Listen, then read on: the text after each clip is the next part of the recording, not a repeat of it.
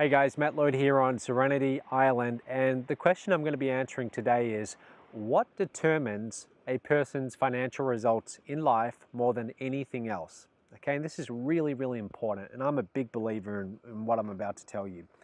I believe the most important thing is when new money flows into your life, what's your natural reaction? Okay, how do you react to that and what do you do? Let me explain what I mean by that. Different people have different responses to new money coming into their life. So for example, if you have a job and you get an unexpected bonus, okay, let's say it's $2,000, something like that. The money shows up in your account and it's a little bit of a surprise. You weren't expecting it. What do you do with that? What's your natural reaction? Is your reaction, well, great, more savings for me. I can save that and that's going to remain right there in my savings account and I'm not going to touch it. Is that your natural reaction? Or is it something like, great, now I can go and spend it this weekend. I've been wanting to treat myself for a while. I can go and buy some new clothes, some new shoes, that new jacket I want. Great, that's what I'm going to use that for. Or is your reaction something like $2,000? Excellent. You know what I'm going to do with that? I'm going to take that and I'm going to go and invest that right into that company I'm already investing in on the stock market. I'm going to buy another $2,000 worth of that stock. So what's your natural reaction when new money flows into your life?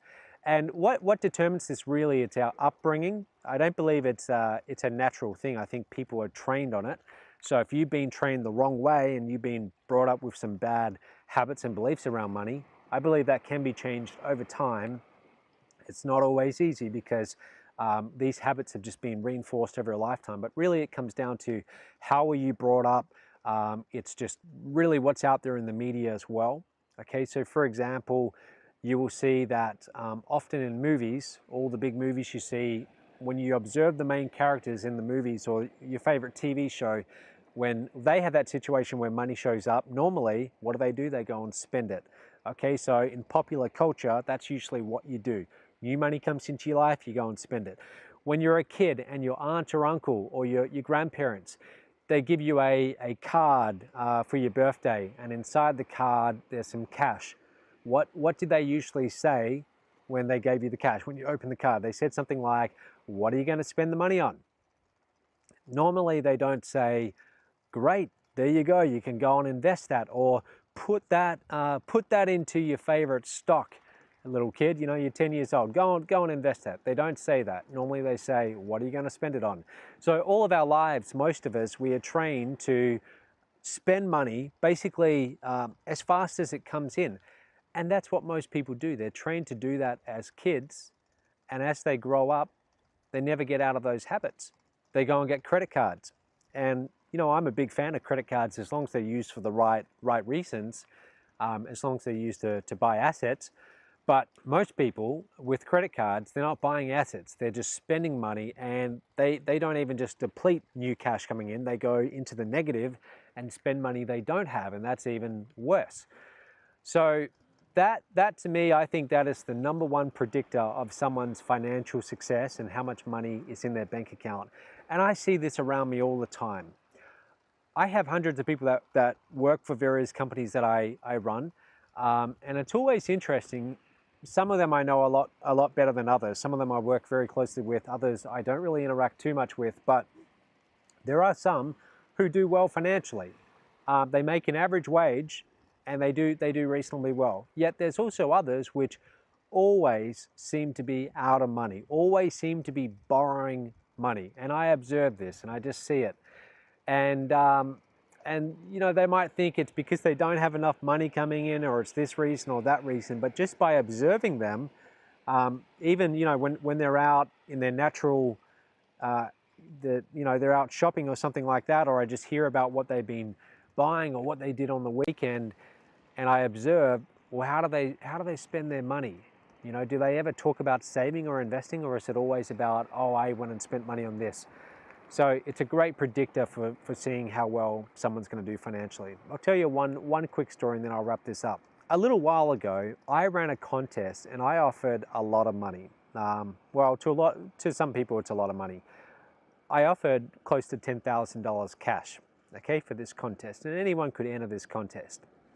And I won't tell you what the contest was for because it might give it away who this person is. But someone won the $10,000. Now, I called this person myself because I wanted to surprise them and tell them they'd won. And they were very excited about winning $10,000 cash. But they automatically started telling me on the phone where the money was going to go. They started talking about their debt and how they owed all this money and how, oh, this is so great, the $10,000 is coming. Now, they were a client of mine. They had actually brought programs from me before. And I actually offered them a $10,000 program. Okay, I offered them a $10,000 program. I gave them a choice. I said, look, I can wire you the money or write you a check. The other option is I can actually invite you to this really high-level mastermind, which people buy every day for $10,000. And not only that, but I will pay for all your flights. So I'll pay you a few extra $1,000. I'll take care of all your flights and all of that. And I offered a few extra things on top of that as well, extra coaching and so on. Because I made it, in my mind, it was a really irresistible offer. I didn't want to just give the person $10,000 because I could already tell they were just going to spend it and what's going to help them in their life and their goals. And I knew what some of their goals were because, again, they were a customer and they told me on our phone call. But at the end of the call, which lasted about 30 minutes, I said, all right, have a think about it, okay? $10,000 cash, or I'm going to give you this mastermind and the extras, the flights and all of that stuff, extra coaching. Well, the next day, I'm doing a job interview. I'm interviewing some potential managers, and I get a Skype message from this person. And it's not the most polite message. They said, look, I've thought about it, and you know what, I just need the money right now. I need it now. Just please send me the money. So I'm on this Skype call interviewing this potential manager. I can't respond right away. And after 5 minutes, I get another message from the person. This time it's a lot angrier. And I can't really repeat here on camera what the words were, but it started getting extremely demanding, like just send me the money right now. I need it for this. I've got all this debt. And see, here's what had happened. This person, when this new unexpected money, completely unexpected, $10,000 suddenly appeared in their life, mentally they had already assigned it for a purpose, and the purpose was some money I owed over here, some money I owed over here, some money I owed over here. They had automatically allocated that money to paying off various debts. And I said to this person on our 30-minute call, I said, look, you're in your 50s at this point, and you've told me that all your life you've struggled with money. You never seem to have enough. Do you see the problem here? Who do you pay first when new money comes into your life? You're always paying off everyone that you owe money to, and you never keep any for yourself. You never save a percentage, a portion, or invest it. You don't have any investing plan. And I said to this person on our call, I said, that's what you need to do. There's a very important rule that wealthy people have. Pay yourself first. Okay, you always, any new money shows up, you always put some aside. Even if you owe money, you always pay yourself first. The reason why you do that is, if you don't do that, you fall into habits of always just sending money out as fast as it comes in. And you are perpetually broke all of your life, or poor, financially struggling. So this person got very angry in the span of about 20 minutes while I'm on this phone call. So I ended up just writing them the check. We sent the check. When they didn't get it right away, it was coming in the mail. We got a lot more angry messages. But they got the money, they cashed the check. I never heard from them after that point. But I will guarantee that that person, they're still broke. Okay, they have no money, still. And it's because, again, bad financial habits. Always buying things they shouldn't, going in the debt, and then it's always just on that hamster wheel. Money comes in, it goes out as fast as it comes in. So if you want to change this, here's what you've got to do. Every time a new dollar shows up into your life, you take a percentage. And that might be 5%, might be 10%, it might be a lot more. But you pick a percentage and you always pay yourself first. Put that money somewhere where you won't touch it, where you won't cheat, and you leave it there. And the only way that money comes out of that account or that storage space is if it's for a real investment, okay, a real asset. But other than that, it doesn't come out. So that's what you've got to start doing.